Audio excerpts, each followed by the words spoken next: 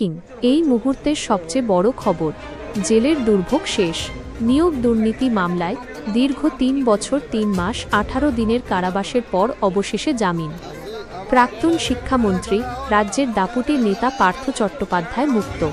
হাসপাতাল থেকে সরাসরি তার নাকতলার বাড়িতে তিনি। আলিপুর বিশেষ সিবিআই আদালতের নির্দেশে মুক্তি পেলেন পার্থ। সুপ্রিম কোর্টের নির্দেশ মেনে গুরুত্বপূর্ণ সাক্ষীদের সাক্ষ্যগ্রহণ পর্ব শেষের পরেই এই হাইভোল্টেজ জামিনের আদেশ। ৩ বছর পর মুক্তি পেয়ে কী বার্তা দেবেন পার্থ? রাজ্য রাজনীতিতে এই ঘটনা কী প্রভাব ফেলবে? প্রতিটি আপডেটে সরাসরি নজর রাখছি আমরা, চোখ রাখুন।